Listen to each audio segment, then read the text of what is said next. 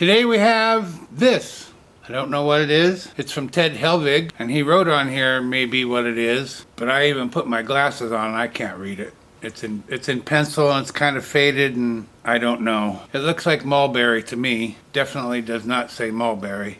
Kind of looks like it says oak, but it's pretty definitely not oak. Ted, let me know what this is. So anyway, we have this. Or Ted also sent this.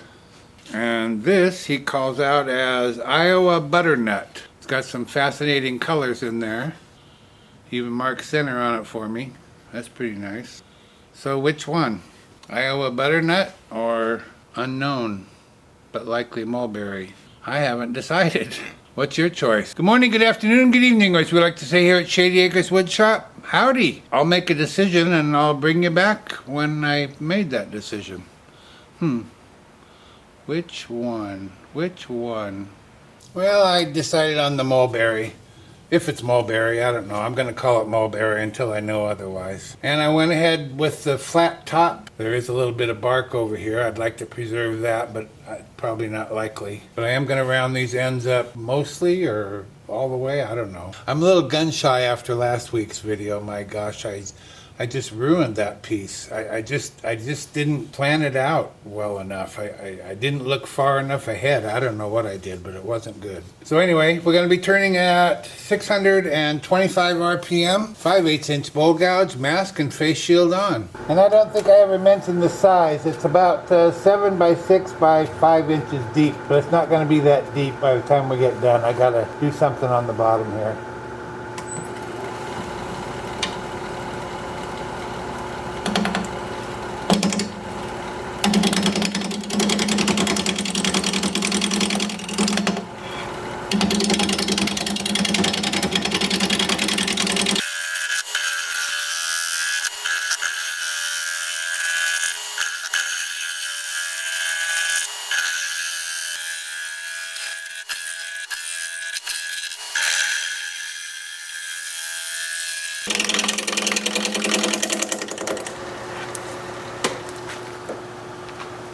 It's really hard, but it actually turns pretty nice. I gotta do something with this shape or we're gonna end up with a flower pot. And that's no good.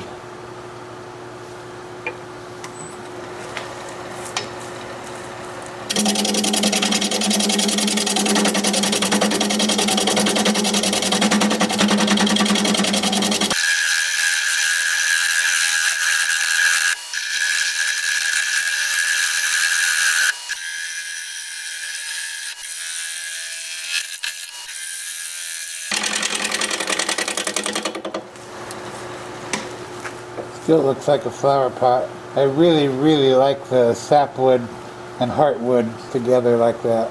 Well, maybe we'll kind of round up the top, make it more rounded like this. That means we will lose that bark and whatever nature we got going on the top, but there's not much of it. What to do, what to do. I wonder if I can pick the speed up any yet. Yeah, about 800 RPM.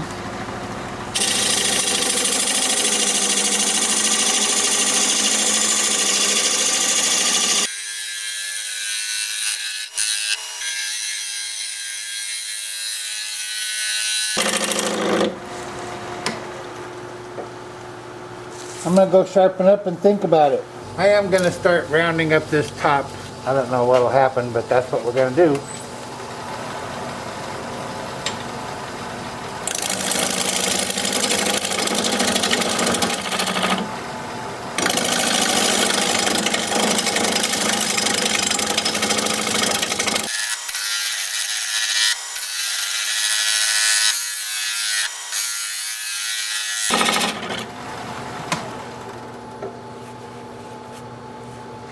Yeah, that's looking better to me.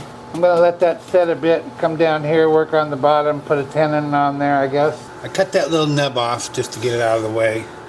And we'll mark out for the tenon. And we'll make the tenon. Oh, and I also picked the speed up to 1200 RPM.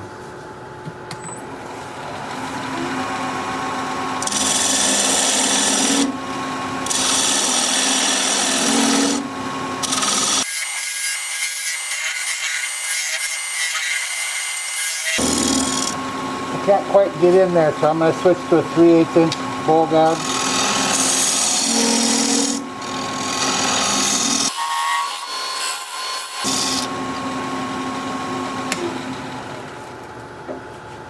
I'm going to raise my tool rest up a little. And I'm going to use this diamond point tool to square up the sides of the tenon.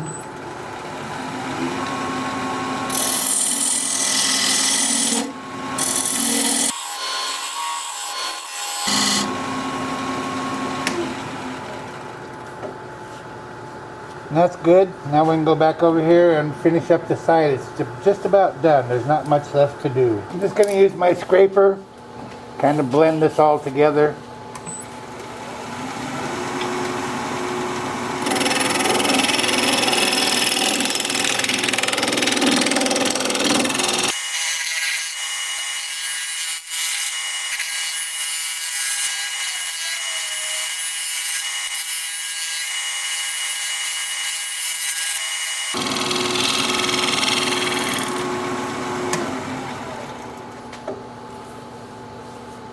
Okay, yeah, I kind of like that. I hope you do. I love this. Goes all the way up here. I love this knot and this. I didn't want to take off too much because this is about the only heartwood left on the outside. So that means, what does that mean? Time for sanding. I'm going to start sanding at 80 grit on my 2-inch disc. I'll have the lathe spinning in reverse at about 325 RPM.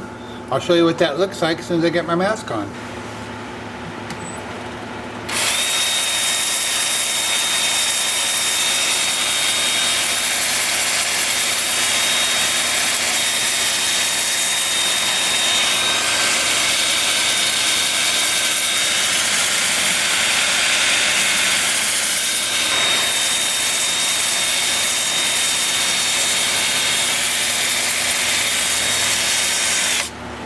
Easy peasy.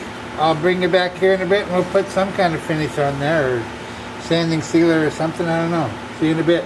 I decided to go with Howard Feed and Wax for this piece because it's so touchable. It's so soft, rounded, smooth. It brings out the grain beautifully, which is important, but most important to me is how it makes the piece feel. And it just feels soft, like a baby's skin or something. I can't explain it. And to look at it, you know, you got this big knot here, and there's 2 or 3 knots in here, and then this beautiful crack, which goes quite deep. I spent some time cleaning it out. So we're likely going to run into that on the inside, so there'll be light showing through there. It does come to a stop right here. And it stops right here, so I think it'll be okay. I hope so. I'm counting on it. So you just put on 1 coat. It's all you really need. You can put on more, but I haven't and I've done that, but I haven't noticed any difference in putting on additional coats. And then I'll just use a brush to get into that big crack. And the way I'll get it out of the crack when it's time to buff it up is I'll blow it out of there with compressed air, and then I'll use a toothbrush to make sure I've cleaned up whatever. So far I'm quite happy with this. I hope the hollowing out goes well. I'm going to drill it out to start with, but that's going to be tomorrow because it's dark out and it's cold out and it's Friday night. And I'm having homemade fish and chips. Got me some good halibut to make the fish.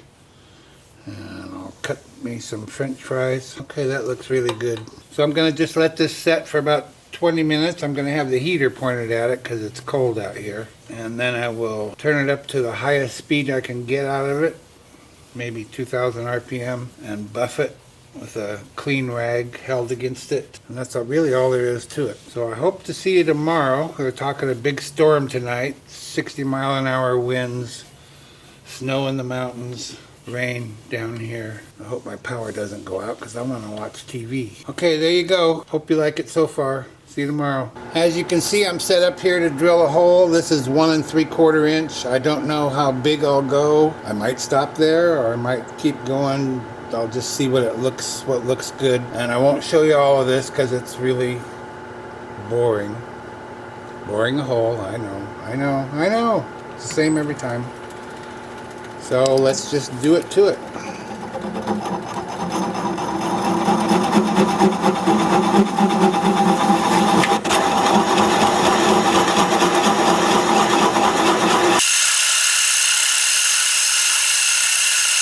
See, I told you. I'll bring it back in a bit.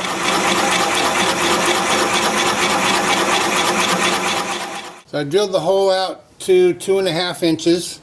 It's 3.5 inches deep. This is 4 inches overall. And you can see I just made I'm going to call it a practice cut because I didn't want you to see it if I screwed it up. I did want to flatten the top off. It was already flat, as it turns out. Sometimes when you come in from over here, the gouge wants to jump back like that, and I don't want that to happen, so I was seeing if I could do it without you watching. So I'm going to do it another 2 or 3 times because I want to make a bead around this hole. So let me get my mask and face shield on, which I didn't have on when I did that cut, and we'll see how we can do. We're turning at a little over 1800 RPM. I'm hoping that wasn't a fluke.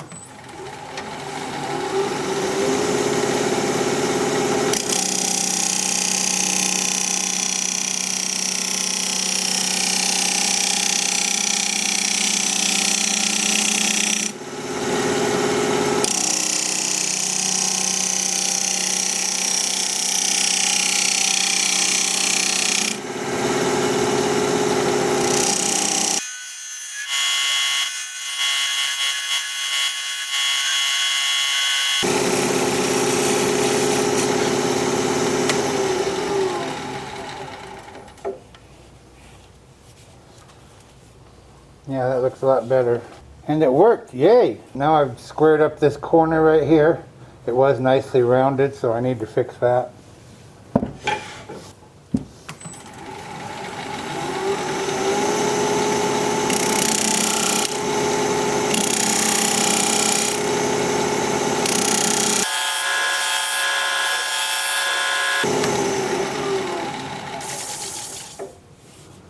Okay, we'll go with that. It'll get slightly more rounded as I sand it, as will the bead a little bit.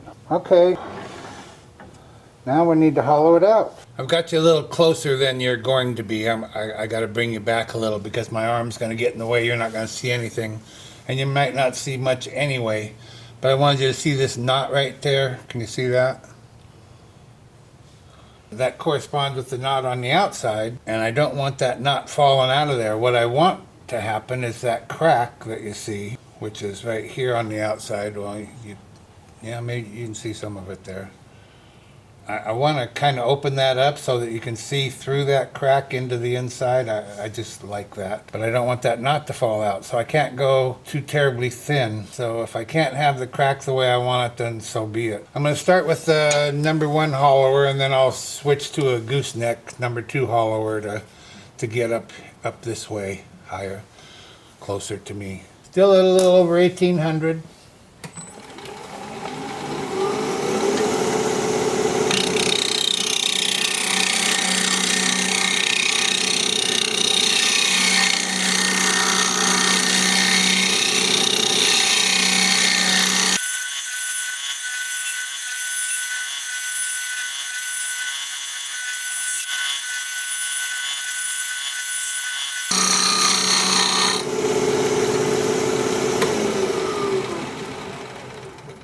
I just want to see how that knot's doing.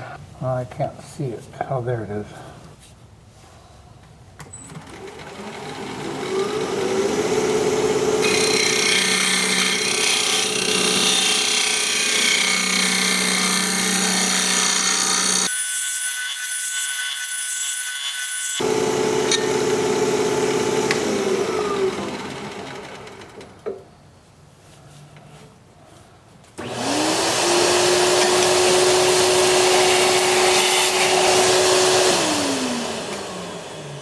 I'm going to be really honest with you. I'm nervous with you there because I just can't quite get my arm over. So I'm going to show you this.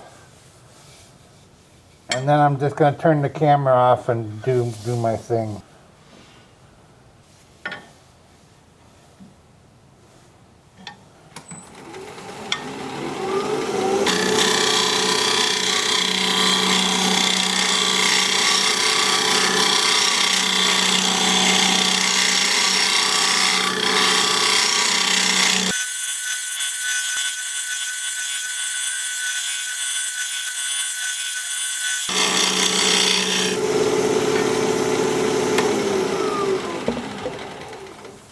So that's what I'm going to be doing for a little while. I'll bring you back when it's done.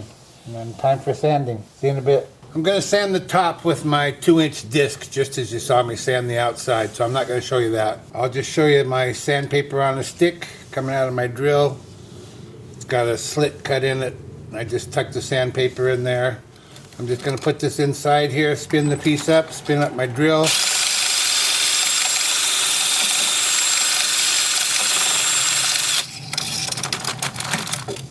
And sand the inside. Starting with that at 100 grit, and up here I'll start at 150 and work up through 400, both of them. I'll go ahead and put the finish on. I'll bring you back when it's time to take the tenon off. Oh, I forgot the most important part. I didn't get it as thin as I wanted. I got my crack. There's light showing all the way through this crack on the outside. But see that knot right there? See the dark spot at the top of the knot? You see that?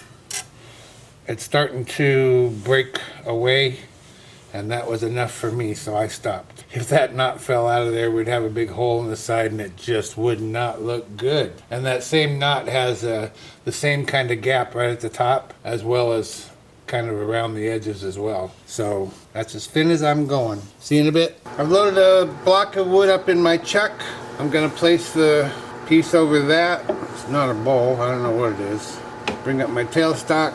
I still have that hole there for reference, so I can drive my live center into that, and hopefully that will center the piece on that skinny little block of wood up there. Apply a little pressure, bring up the tool rest, spin the piece up, see if it's running true. What do you know? It is. A little more pressure. Turn the speed up to about 600 RPM. I'm going to use a 3/8 inch bowl gouge and begin to commence removing that tenon.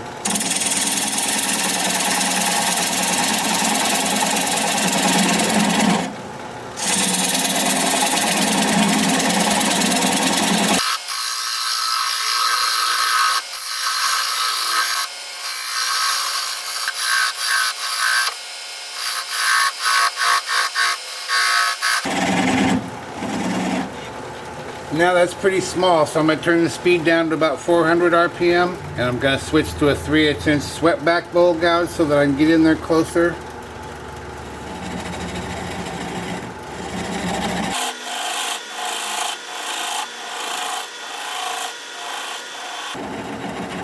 Now that's really small, so I'm going to turn the speed down to about 200 RPM, and I'm going to apply the bevel of the gouge against the bottom of the bowl, or piece, whatever it is.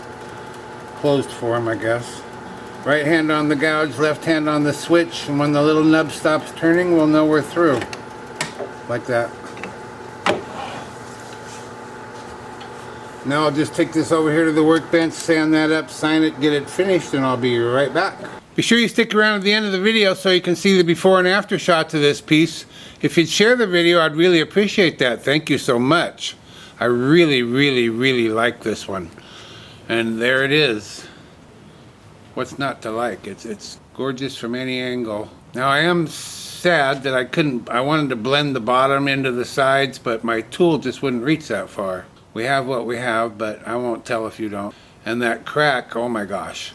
I spent a lot of time on that crack, probably an hour and a half, picking out all of the bark out of there, trying to open it up and keep it as natural as possible. I'm going to try and light that while it's on the turntable so you can see the light coming from the inside. But I used picks to get the bark out of there, and then I used sandpaper to clean it up, and I think I accomplished what I was after. It's very smooth, doesn't hurt your fingers, no sharp edges. I think it's just really cool, but I'm not sure that's my favorite view. This might be.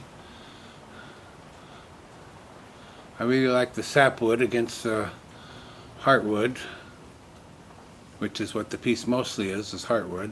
I don't know, what's your favorite view? And there's the bottom all finished up. I'll put whatever kind of wood we decide it is. You guys let me know what you think. I think it's mulberry. I almost put it on there, but I don't want to be wrong. Thank you, Ted Helvig, for sending this along for all to enjoy.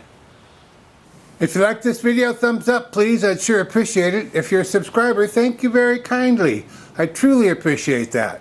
If you're not a subscriber, you might consider becoming one. I put out regular videos about one a week, and I'd like to keep in touch. An easy way to subscribe is just click my picture you see there near the end of the video. Your comments are always welcome, and I love reading them. So for now, this is Phil, Shady Acres Woodshop, signing off.